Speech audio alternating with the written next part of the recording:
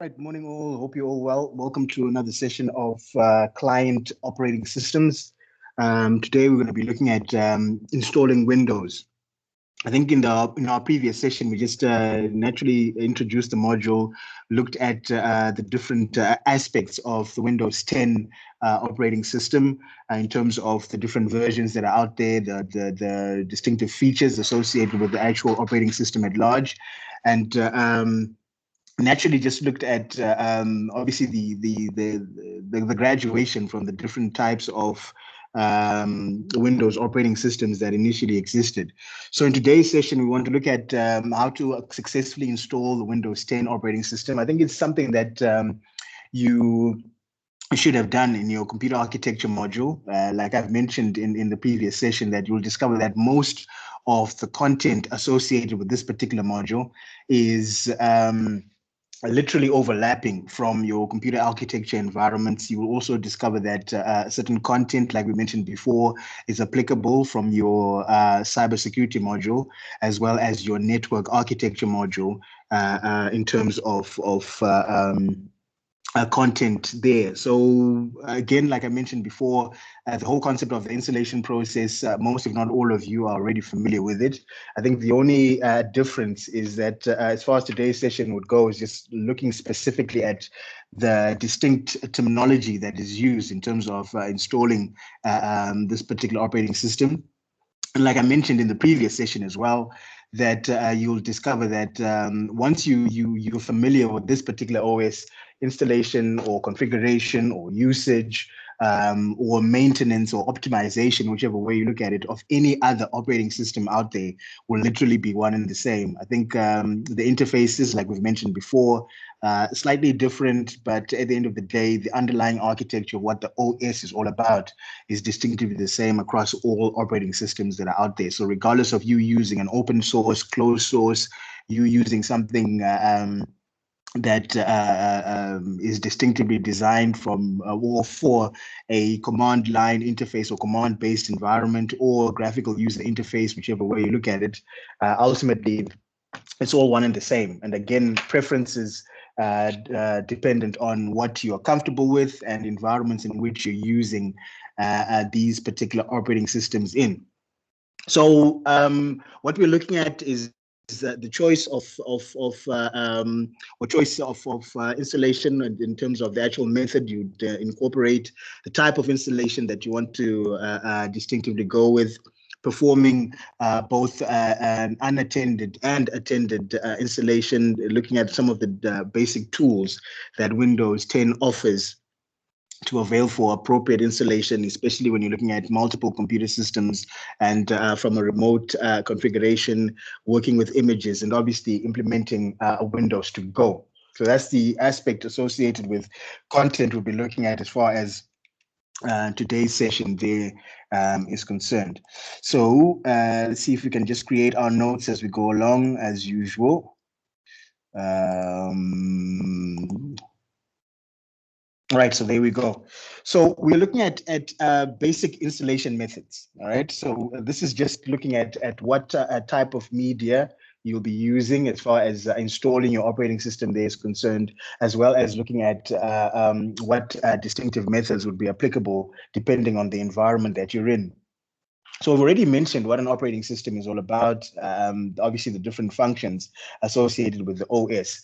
You'll discover that when you look at a computer system, we've mentioned that your machine is obviously a combination of non-physical and physical parts. Those non-physical abstract parts are known as software.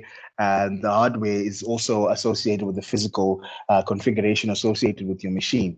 So these two particular entities are interrelated. We've mentioned this a couple of times before, that the most sophisticated software is ultimately useless or null and void without the appropriate hardware to function it. And the reverse is true. The most sophisticated hardware that is out there is again distinctively useless if it doesn't have the appropriate hardware, the software to function it. So the two entities can literally not exist without the other. So when you look at a system, You've got, for instance, your monitor, your keyboard, your mouse, and the system unit. And obviously, in generic internals, your board will obviously have your central processing unit plugged in, your RAM, and obviously connectivity to both your optical drive and your secondary storage platform, which is your hard drive. So that's a machine as a shell. So in order for you to use that machine for basic purposes, you obviously need to load that operating system we talked about in previous sessions. And that operating system is part and parcel of system software, which, again, like we mentioned a couple of seconds ago, enables you to use your machine for the basic purposes. So you being able to switch it on, you being able to save content, you being able to actually access stored content, you being able to also install other software packages, obviously within the application package environment, and other hardware components should need be. So what you need to take into consideration is that if you walk into a store, you buy a machine, most of these particular computer systems, both laptop and desktop environments, would obviously have these operating systems pre-installed. And that's what we've mentioned before as the original equipment manufacturer platforms that are associated with these particular gadgets.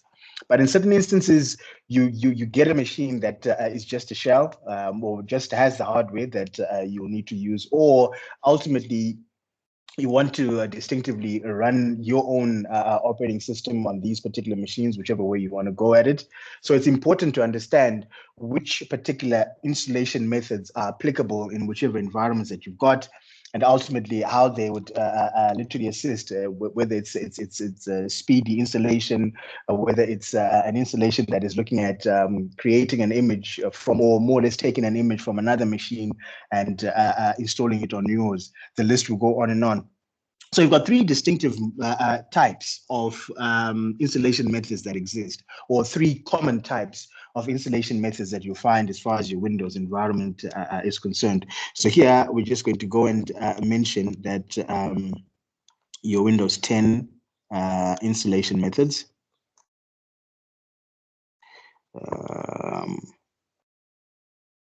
And like I said before, you've got three distinctive or three common types or methods of installations that exist. The first one is the DVD boot installation.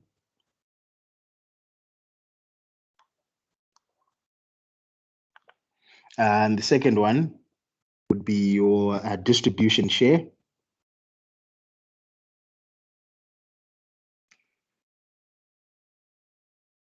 Installation. And then the third one is going to be your image-based installation.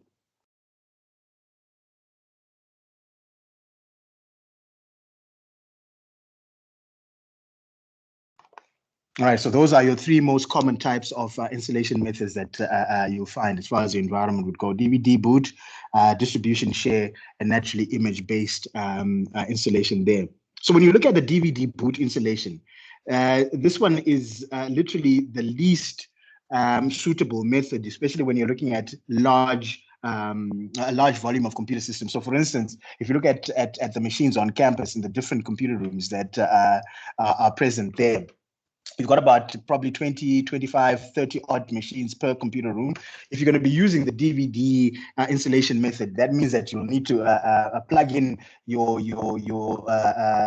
DVD into the optical drive, run the installation. Once it's done, you remove it from the optical drive, then you plug it into another machine. The list will go on and on. So that would obviously be a bit of a cumbersome process, because you're looking at an average of about 30 minutes to distinctively an hour for installation. So that means that if you've got 30 machines in a computer room, you're looking at least about 15 hours as far as installation would go, which literally might not be as distinctively applicable as necessary. But if you're looking at installation on a single machine, then that typically would work in that environment. And obviously, what you also want to distinctively identify is that it's suitable only when you're dealing with small organizations that obviously only occasionally install the OS. So not obviously on a regular basis, but once in a while kind of setup that is typically applicable in that environment as far as your specific setups would go. So you'll discover that when you're looking at customization of your installation. So for instance, what we're saying is when you install your operating system, you might also want to install the drivers associated with that particular machine, right? So the drivers for your board, drivers for any of the cards that you probably have plugged in, drivers for all the other peripheral devices that you're using associated with that machine. Now, because if it's a DVD, the actual configuration becomes a bit cumbersome in that process in terms of you customizing your installation, because obviously you don't have any inclusion of additional applications or updates that you might need.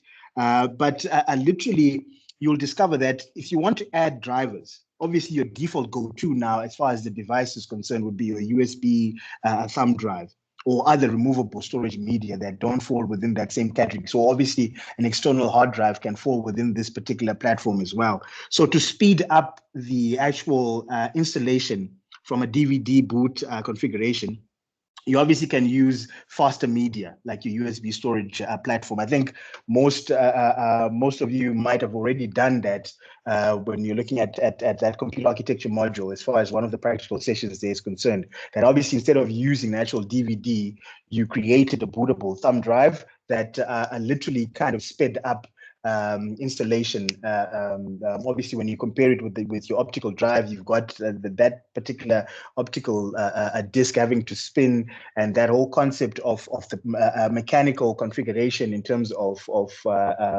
setup becomes a bit of a cumbersome process and slows down installation. But if you use the flash component like your USB thumb drive, naturally what you're looking at is you're now void of all the mechanical or all those moving parts, and installation becomes a lot faster distinctively in that regard.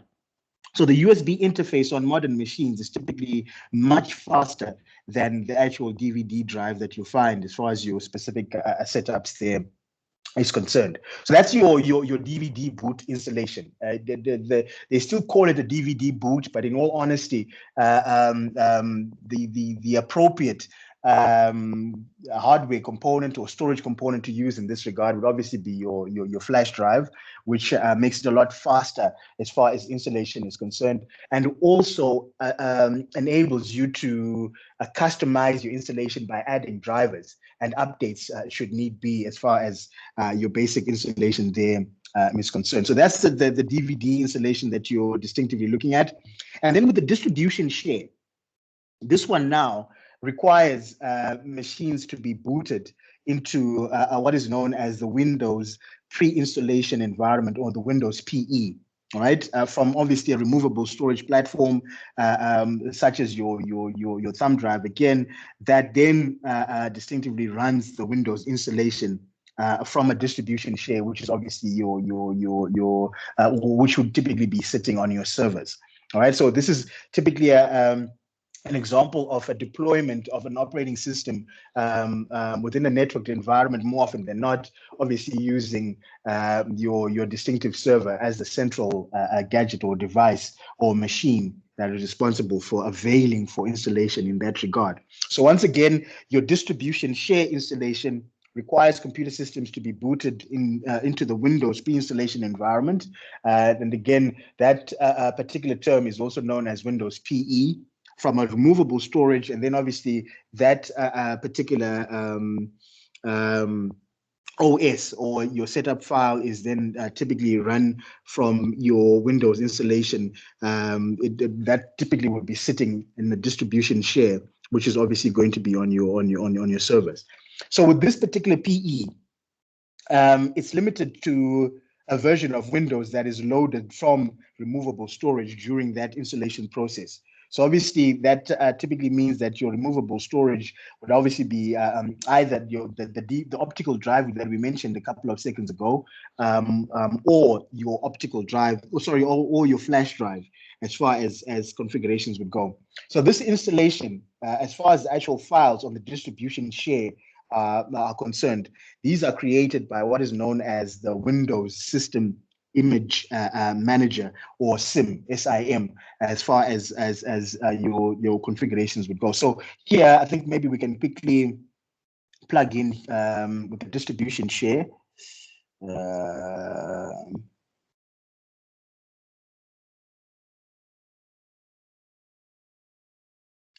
looking at obviously your Windows pre-boot or pre-installation environment.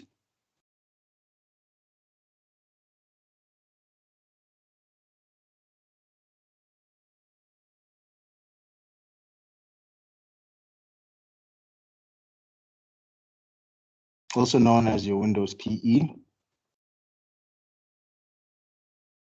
All right, and then obviously that removable storage that we mentioned earlier on would obviously be sitting on a distribution share, which is normally your on the server. So this would obviously be on your server platforms as far as configurations would go. And obviously the installation files, like we had mentioned earlier on, installation files.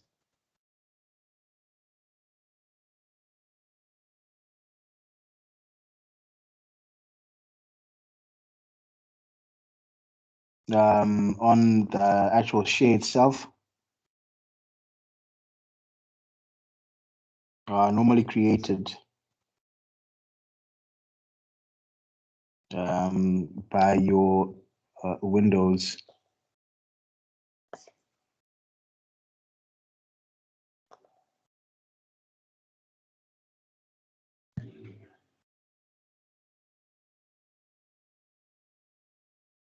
So that would be your SIM. So that's the distinctive setup as far as your distribution share installation there is concerned, as far as configurations would go. So that's the second method associated with installation as far as your Windows would go. And obviously the speed of distribution or the speed of this particular type of method in terms of installation would obviously vary depending on the actual number of files that you've got and literally the speed of the network. Because remember, you're looking at it, you're looking at it within a networked environment, right? So obviously, the faster the network would be, literally, the faster the installation becomes. The slower the network would be, obviously, the slower the network becomes. So you'll discover that installation over a network that is running at about 100 megabits per second is a bit slower as compared to your generic DVD boot installation. But obviously, if you increase that speed to about 100 gigabits, about 1 gigabits per second, then obviously your installation becomes distinctively a lot faster. And with customization associated with the actual installation, that's a lot higher, obviously, when you compare it to the DVD boot configuration there, because obviously your additional files such as updates or your drivers are incorporated as part and parcel of the actual installation process in that regard.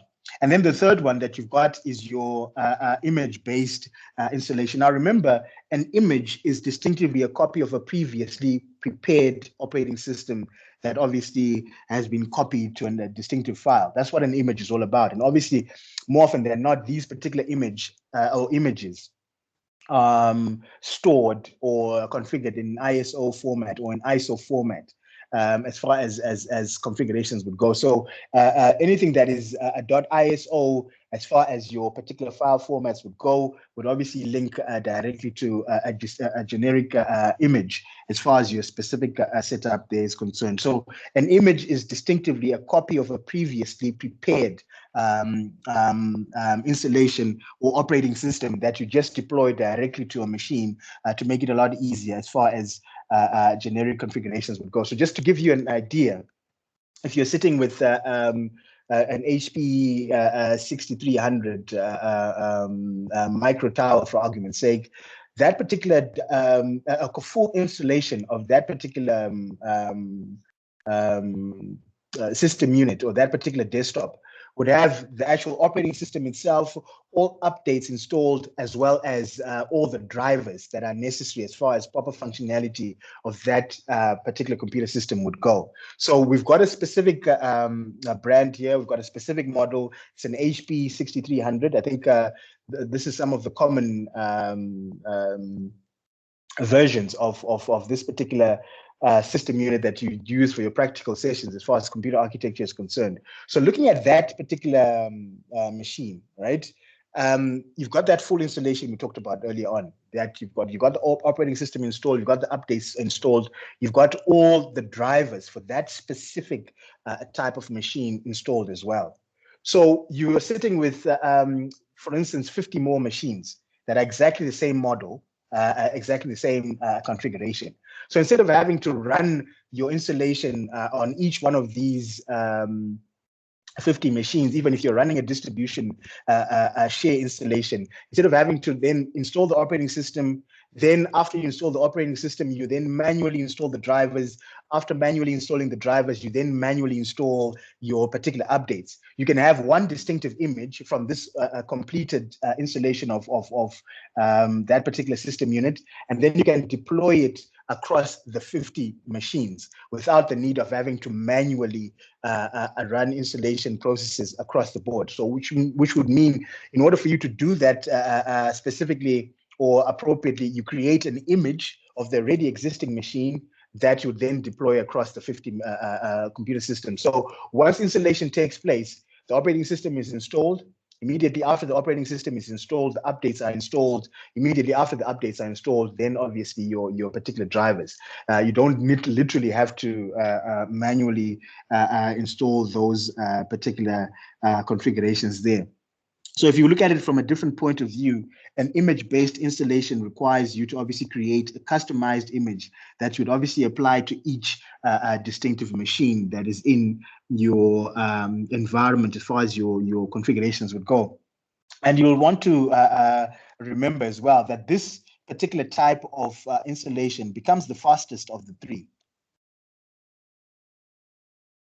So fastest of the actual three methods that we've mentioned previously, because all configuration is already complete. Right, so everything is already done for you. All you're doing is just copying exactly the same setup of a machine, and then you're deploying it onto another machine that is obviously exactly the same. So the whole concept of installation becomes a lot faster in that regard, because all you're doing is just more or less replicating the actual configuration that you've got as far as your configuration would go. So again, like I mentioned before, this becomes the fastest because all configuration is already complete.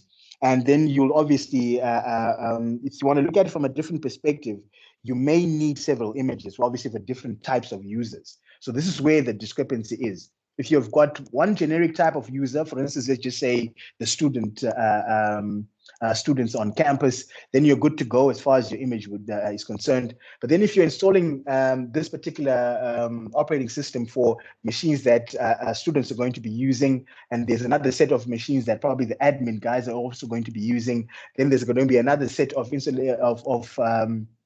images of another set of computer systems that probably the registration guys are going to be using, then that means that you obviously might need to create several of these images for the different types of users that are there as far as your configurations would go. So obviously in a larger organization, it is literally reasonable for you to put forth an effort that requires development of obviously multiple images in that regard. And typically the highest level of customization that is distinctively achieved by obviously using your image-based installation as far as your configurations there would go. So that's the installation methods that you'd find as far as your Windows 10 configurations would go. And then it's also important for you to understand, besides the actual methods, what are the different types of installations that you'll also encounter. And again, you've got three of them that are incorporated there. So here we're now looking at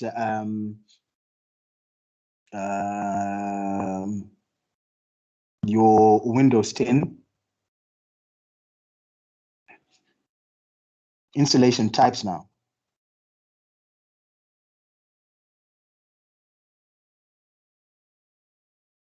All right, and the first type that you've got is upgrade installations.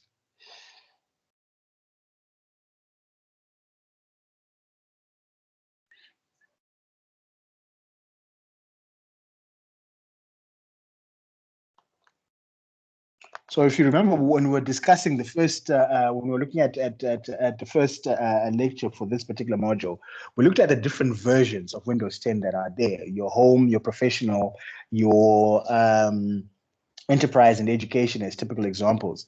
And we mentioned the fact that if you want to, you can literally upgrade across the versions of the Windows 10 platform that you've got. So if you want to upgrade from Windows 10 to professional, that is applicable. If you want to upgrade from Windows 10 professional to enterprise, same difference applies. So when you look at the whole concept of what an upgrade installation is all about in this regard, you're looking at something that's also referred to as in-place an in-place upgrade. All right. So these particular upgrade installations automatically migrate user settings and files and applications that obviously existed in the previous operating system. That's what an upgrade is all about.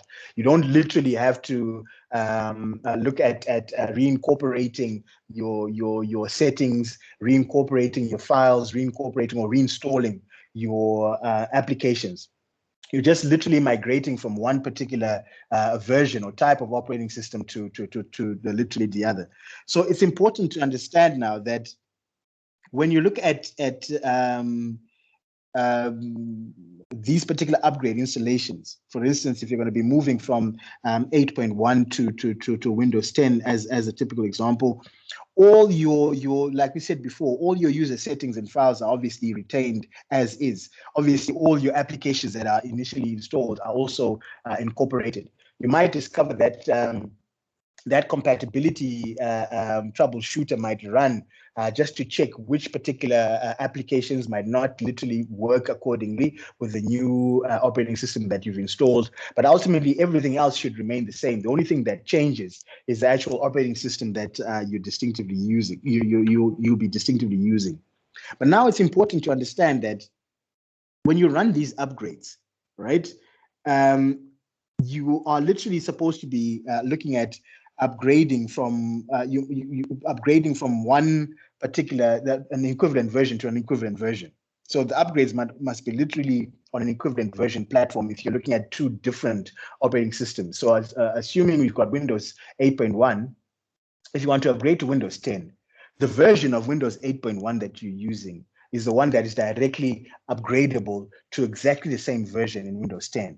So what we're saying is if you're running Windows 8.1 Pro, you can only upgrade to Windows 10 Pro, right? So that's important for you to remember in that regard, that when it comes to upgrades, they must be of equivalent versions. So in essence, what we're saying in this regard, if you're running 8.1 Pro, then distinctively your upgrade is to 10 Pro, right? You can't upgrade to 10 Enterprise as an argument. Or if you're running Windows 8.1 Home, you cannot distinctively upgrade to Windows 10 Pro as far as your configurations would go. So here, what we are distinctively saying is, if you're looking at it from this particular instance where you're distinctively running Windows 8.1 Home, that would typically then mean that this particular upgrade is distinctively not possible because it's not equivalent versions. So that's also something that you need to take into consideration. And then the other thing as well, we've mentioned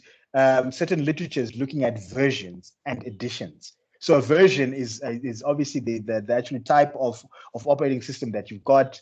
And then the edition is normally defining whether it's a 32-bit or a 64-bit operating system. So in certain instances, you'll find that there's that distinction or difference between version and edition.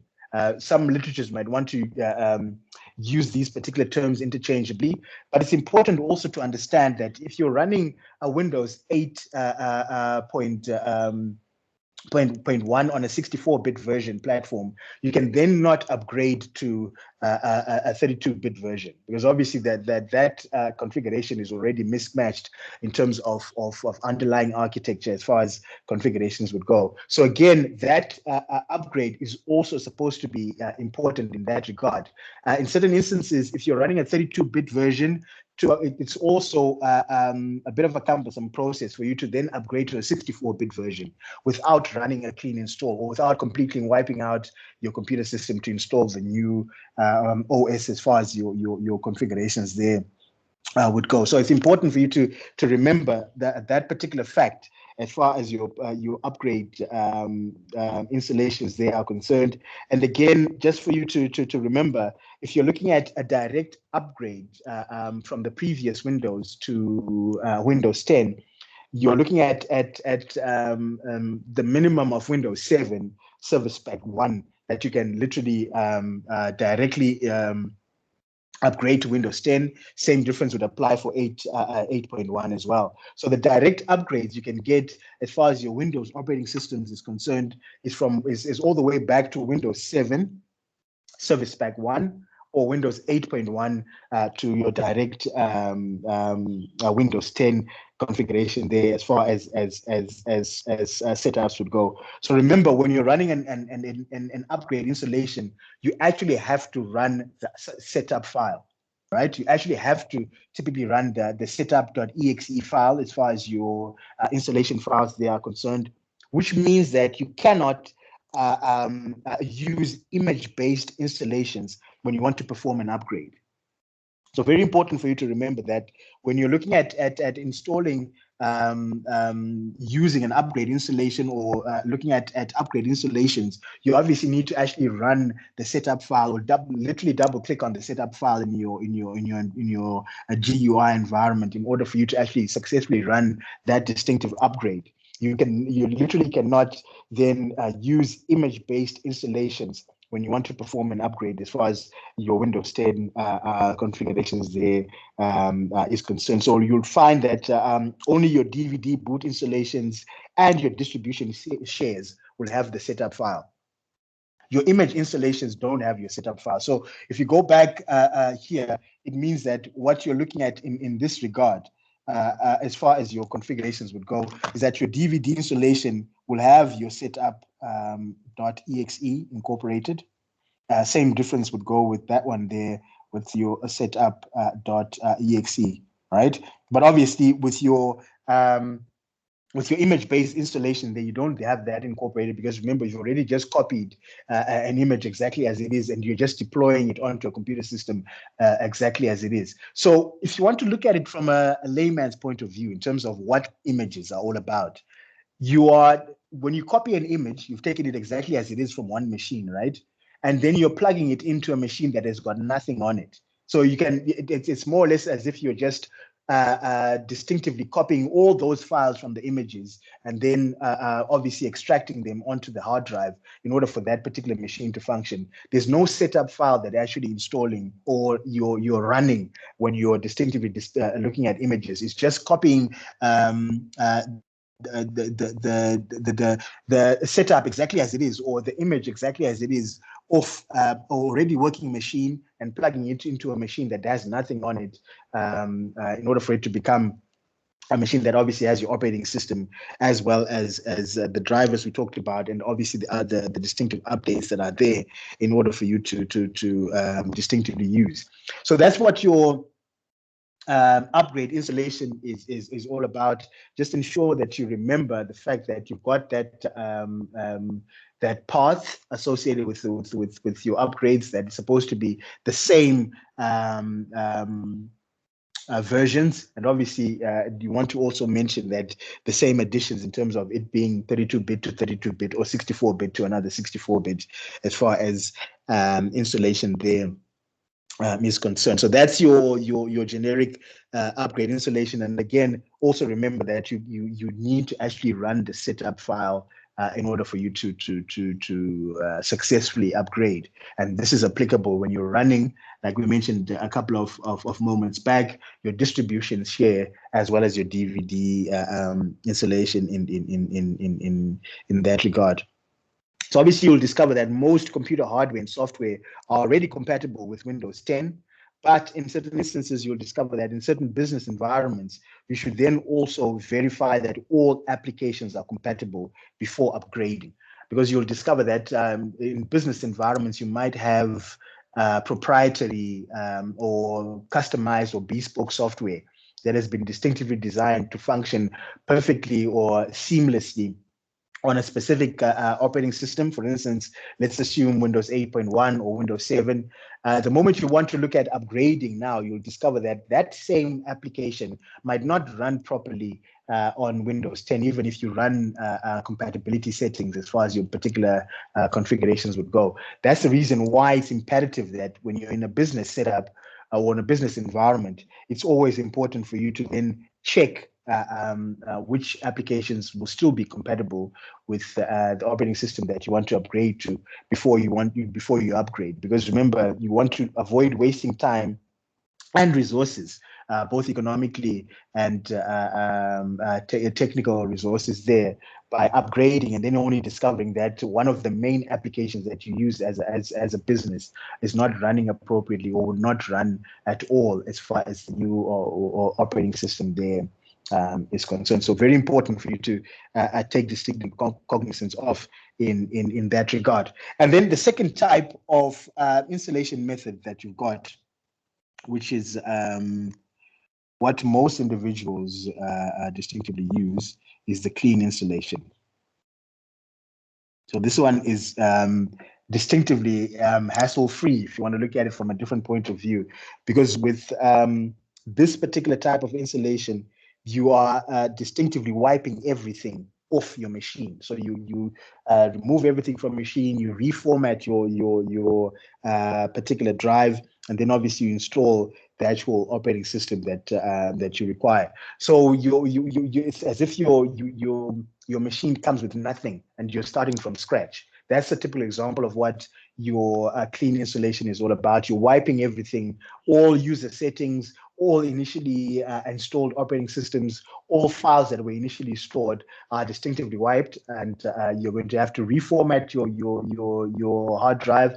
And remember, when you're formatting, the whole concept of formatting is you just preparing your storage component for usage, right? So when you format, you're clearing everything as a byproduct, but more often than not, what you're actually looking at in that regard is incorporating a file system to ensure that your storage component can be used for a storage in that regard. So normally you find that these particular types of installations are done in scenarios where individuals might have gotten, for instance, let's assume a home version of your operating system, Windows 10 in this regard, and then you want to use Pro as far as configurations would go. Or you've got an edition that you're not typically happy with. Probably you're running a 32-bit when you want to run a 64-bit install. So obviously you would typically then run a clean installation as far as your operating system platform there is concerned. So it's important to remember that with the clean installation, you are distinctively wiping everything. And with this particular type of installation, you typically can use any type of installation method. Remember, with upgrade, you're limited to your DVD installation. Why? Because your DVD and the distribution share, because you have to run the setup file, right? But then when you're looking at it from a clean install, because you're wiping everything, regardless of you using the DVD boot or the distribution share or the image-based installation, doesn't really matter. Everything would function without any issues at hand. So it's important to understand that if you've got a new machine, good to go. But if you're running a clean install on an already existing machine, you obviously need to back up all the files that were initially there. Because and naturally things like your user settings, those same files and applications will not be there when you run when you successfully run a clean install. Those would obviously need to be reincorporated on the system. So if you've got any files that you still need, obviously backing up is of the utmost importance. This is also something that you're familiar with from your computer architecture in terms of troubleshooting, just ensuring that you back up before you start working on any machine to avoid any problems in that regard. So again, just to reiterate, when a clean installation is performed or on an existing computer system, obviously the hard drive is wiped and reformatted. It erases all contents before installation. And obviously, like I said before, that would obviously raise concerns of losing files if you haven't backed them up first as far as your specific setup there is concerned. All right. And then the third one you want to look at is the whole concept of migrating user settings. So it can be argued not entirely a type of installation as far as your Windows platform there is concerned, but still applicable in that regard. So you can look at migrating user settings and files. Migrating user settings and files. So obviously, when you're looking at deploying of your Windows 10, it obviously should not affect the ability of your users to perform their jobs. Whenever you look at proper migration, or whenever you look at deployment rather of a new operating system or a new anything when it comes to your ICT platforms, it shouldn't hinder individuals from literally performing their jobs. So obviously, to provide that constant or consistent experience when Windows 10 is implemented, you'll find that all typically all of the same user settings are incorporated as far as the actual previous operating system there is concerned, just to avoid any discrepancies in that regard. And you'll discover that your Windows 10 stores user settings in user profiles, right? So user profiles are the same thing as accounts, if you want to look at it from a different point of view. So if you created two accounts on a system, those two accounts obviously are associated with distinctive users, and their particular settings are stored in those user profiles. So a typical example of your configuration there, you'll find that a typical example of where these would be stored would be in your users directory, right? So that is where your particular settings would be incorporated as far as your configurations would go. So, for example, if you've got a specific individual that you're looking at as an argument, their particular settings would be in this particular folder here. Your for this particular user, for instance, would be incorporated in that distinctive folder there. So, like I was mentioning earlier on, it's you can also even use what they call the user state migration tool for migrating user profiles from one particular operating system to the actual to the new one, dependent on configurations that you've got, and naturally makes it a lot easier as opposed to having to reconfigure everything from scratch when it comes to the new machine, as far as your distinctive configurations there would go. So when you're looking at your migrating platforms there, you can also look at, so your Windows provides what they call the user state migration tool.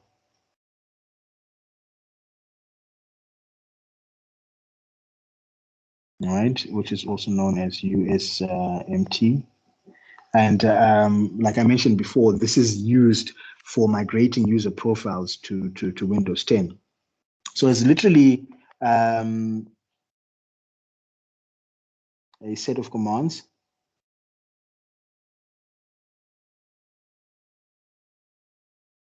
or if you want to make it more specific, I think we can rather say a set of command line tools.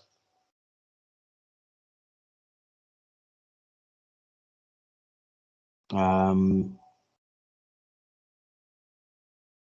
are part of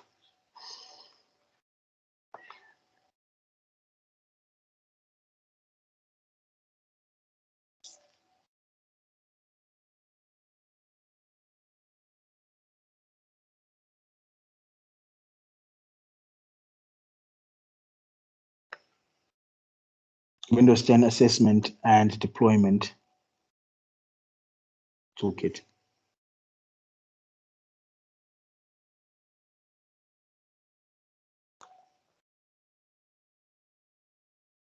Also known as ADK. So that's what your user state migration tool that works within the migrating of users settings and files. It's typically just a set of command line tools that are obviously part and parcel of the ADK, also known as your Windows 10 assessment and a deployment kit in that regard. So you find that large organizations would create certain scripts that would then capture a user profile data before the operating system is deployed, right? And obviously apply these user profile after the operating system is deployed. So when you create the actual image configurations there, your user profiles in certain instances are obviously captured before the operating system is installed. And then once the operating system is installed, that particular profile is deployed in terms of complete usage as far as your machine there is concerned. So obviously, instead of administrators manually copying important profile information, obviously, such as your favorites and your documents, this particular script can do that for you to avail for configuration. So you'll discover that if these files have been redirected to shared folders on the network, then no migration is required. Right, so because it's already on the network, it's on a shared location on the network, especially when it comes to distinctive files, there's no need for them to be then recopied onto the new machine that has been, or the machine that has got the upgrade as far as your particular installation there is concerned. Why? Because those files are already on a network share as far as your configurations would go. All right. So that's your the typical setup associated with your installation types, right? As far as configurations would go. I think the other thing as well that you also want to distinctively look at is the attended installation, and then also understanding what's happening with the whole concept of product activation and keys and licenses. I think we've mentioned this before, that Windows 10 is part and parcel of a closed source type of operating system. And ultimately, in that regard, you also will need to you literally use it as is. You obviously need to also buy a distinctive license to authenticate your usage, or to literally have access to all features associated with the actual operating system itself. So anything that is associated with a closed source, normally you'll discover that it's also associated with off-the-shelf configurations or terms. You'll obviously need to buy a license in order for you to use it accordingly. But when you discuss open source softwares or operating systems such as Linux, for argument's sake, these ones come with a free license if you want to look at it from a different point of view. So you can it's free for download and installation, free for reconfiguration should you need, or customization. The only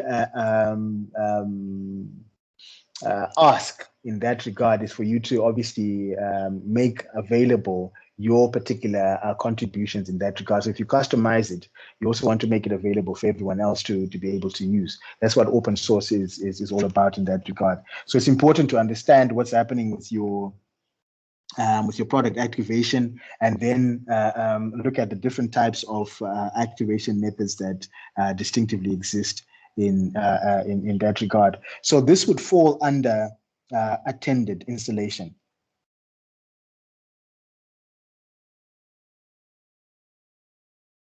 So this typically just means that you're actually present when the installation is taking place, or you're actually in front of the machine as the installation taking place in that regard. So there's a manual aspect of it as far as your basic installation configurations they are concerned. So an attended installation requires you to manually start and perform installation by running your setup file. So very important for you to remember there that this one looks at manual.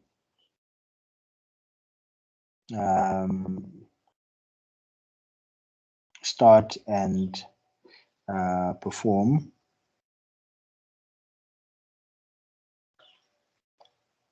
of installation.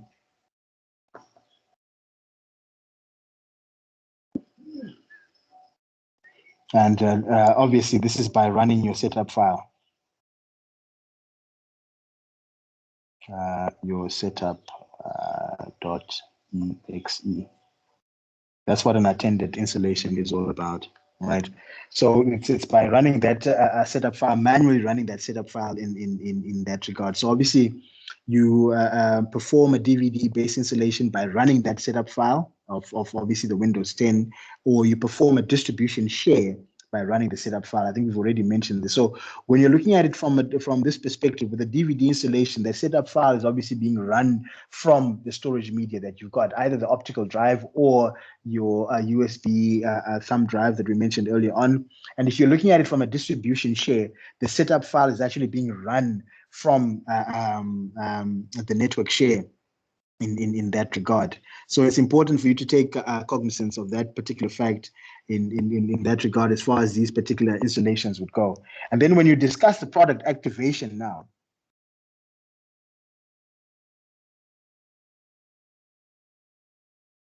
right? This is now looking at it's obviously it's all about reducing the whole concept of piracy across the board. So activation is just a process obviously put in place by Microsoft specifically to reduce piracy as far as configurations would go. So you can distinctively look at using probably a common key that or license key that you've got. But even after that, remember your keys are just there to aid in completion of the installation of the operating system. So during installation, again, this is something that you're familiar with. You're asked to incorporate a product key. In some instances, you find that certain versions of Windows would ask you would allow you to skip that part and then incorporated later after installation has been completed. So it's more or less a way of completing installation, but then when you activate, you now are legitimizing your installation to say this particular installation is legit.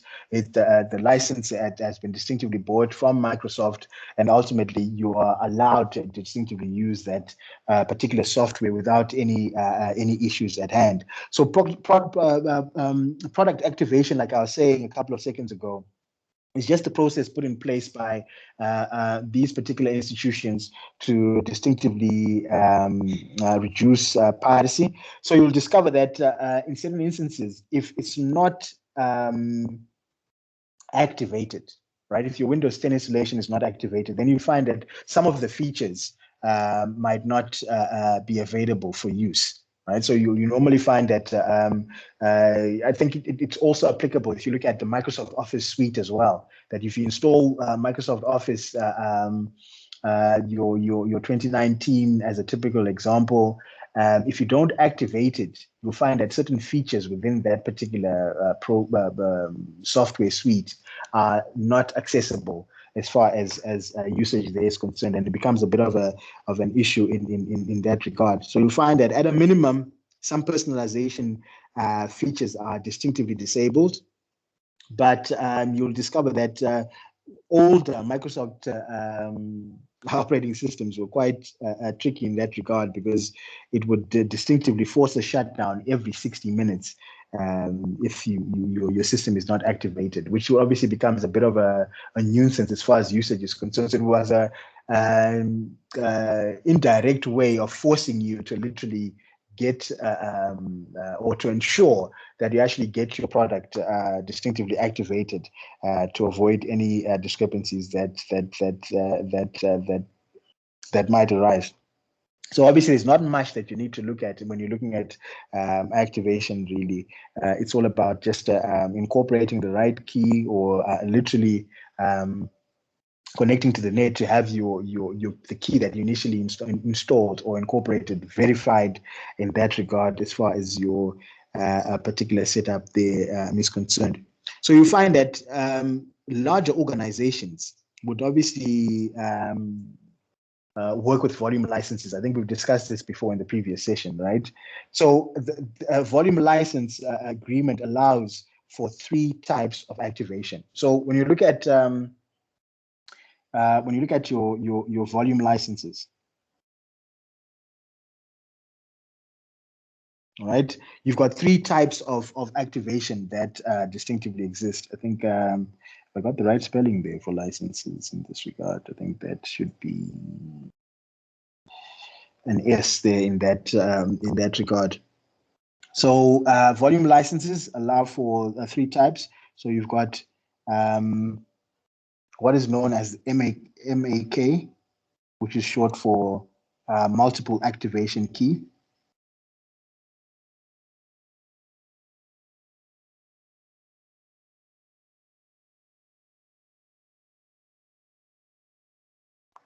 All right, and then with this one, obviously, with this type of product, key functions the same way as obviously your OEM or original equipment manufacturer or retail product key. That can obviously be activated over the internet or by phone. So that's what your multiple activation key there is concerned. But obviously, you'll find that that MAK can be used on a specific number of computer systems rather than just once. And obviously, this simplifies key management in medium-sized organizations or mid-sized organizations, which means that if you're sitting with, just for argument's sake, 10, 15, 20 machines, you can use one key for activation as far as all those particular machines there are concerned. Or ultimately, you'll discover that as far as if you want to look at it from a different point of view, that you can activate either by phone or over the net those 10, 15, 20 machines with that single key as far as your particular setup is concerned. That's the reason why it's more applicable for medium-sized organizations in that regard. Then on the other hand, you'll find there's KMS, right? Which is short for Key Management Service.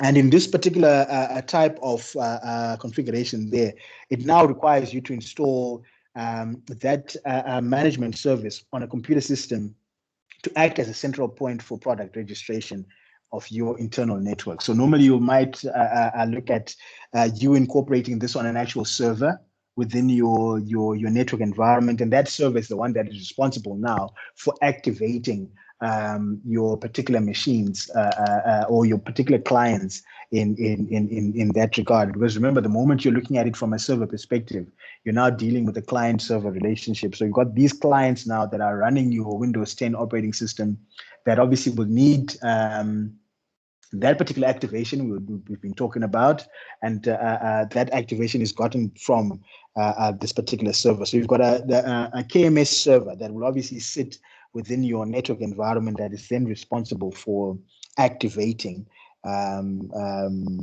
Windows installations on the client machines as far as your specific setups is concerned. So computers activate by communicating with the KMS server on the internal network as far as your particular setup is concerned. And obviously, this particular setup simplifies that product key management within very large organizations. And it also allows for activations to occur where the client computer system is not able to directly perform the activation due to the firewalls that might exist, because you're sitting within a networked environment, and obviously you've got security features put in place to avoid that direct link between your clients and the internet. They actually have to go through the server as far as your particular setup there is concerned. So that's the second one. And then the third one that you've got as far as product activation there is concerned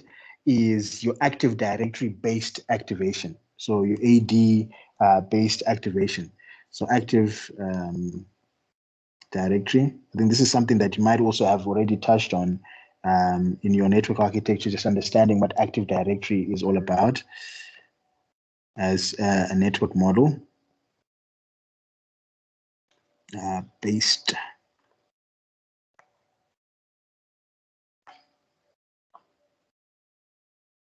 activation.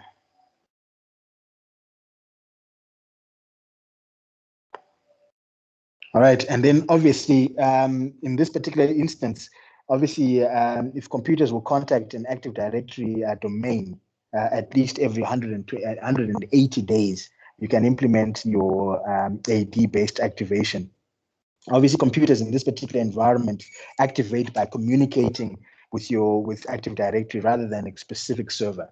So remember, your Active Directory is when your users, your computers, and your generic settings are centrally managed as far as your particular setup there is concerned. So in this particular instance, if your computers will obviously contact anything to do with Active Directory in your network environments every other 180 days, then naturally it's important or relevant for you to use this particular type of activation as far as your particular setup there is concerned.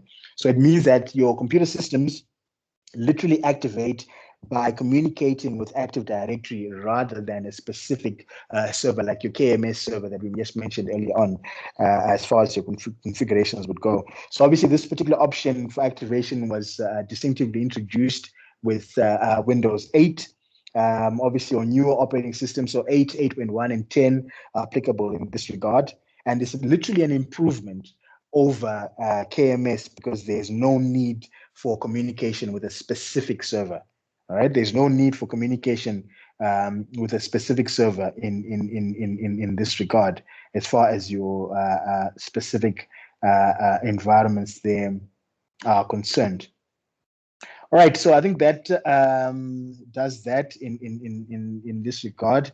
I'd like you to look at some research-based questions as well, as far as your specific setup there is concerned. Just understanding what's happening with unattended installations as far as configurations would go, what you would obviously need to take into consideration in that regard, as far as your specific setups is concerned, dealing with answer files, what are they, and how they assist in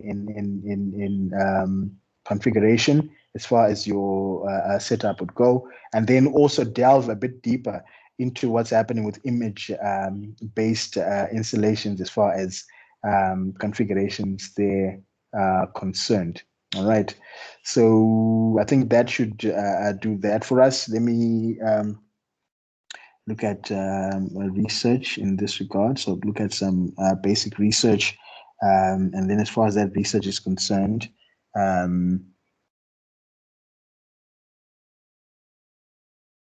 discuss unattended installations.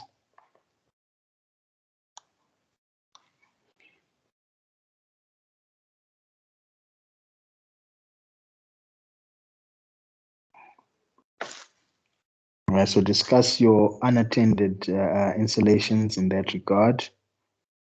And what I'd also want you to focus on in terms of these, or in terms of this discussion, is okay, so focus on, oopsie.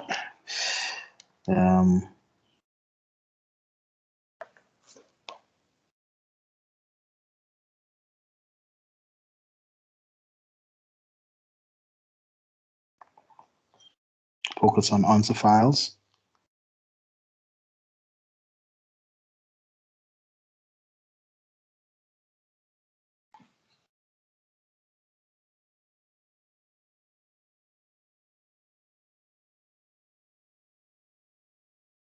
Configuration passes.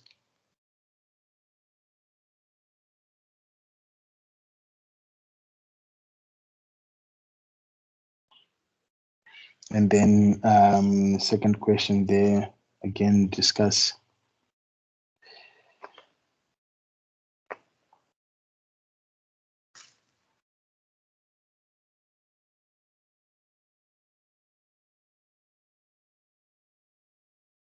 image-based installations.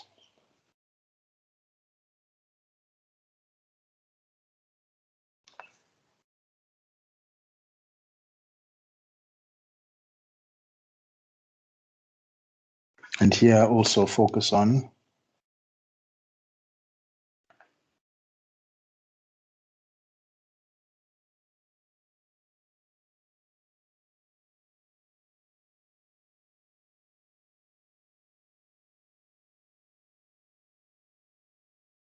and OBE.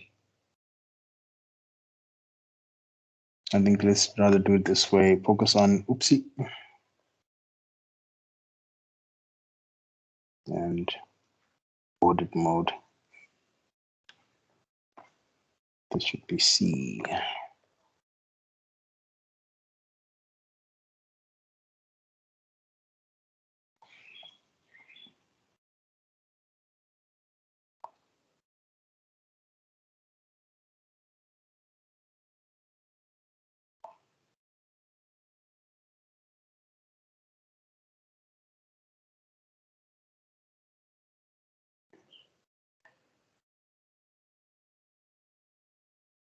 I think that should be that. I'm just trying to look at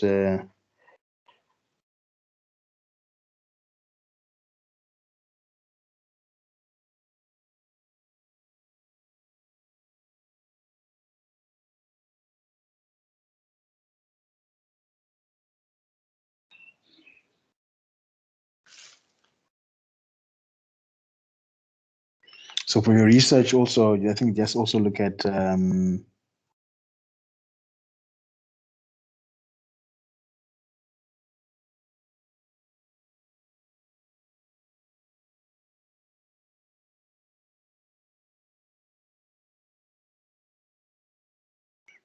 review questions on page 71 of your prescribed textbook. All right, I think that should do that. So your research unattended installations, and the actual focus that we want to look at is on answer files, configuration passes, and then image-based installations in a bit more detail. Focus on sysprep, OBE, and which is short for out-of-the-box experience, and audit mode. I think DISM is also incorporated in that regard, but I think that would fall in the whole concept of the review questions on page 71 of your prescribed textbook. So that's the whole concept of what's happening with your installs. They obviously, when we move on to campus, we'll have practical sessions that are in this regard to avail a proper understanding if you haven't gone through this before. But like I said before, this should be content that you've already covered in computer architecture, just revisiting some content that you're already familiar with in that regard. So let's see if we can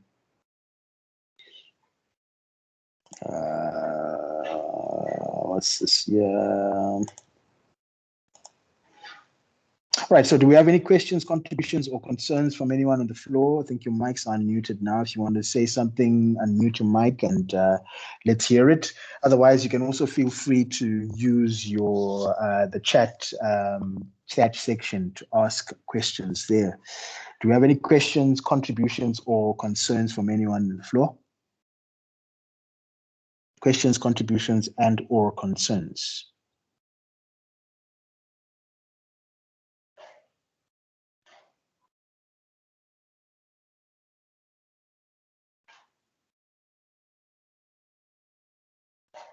Right. Looks like we're good.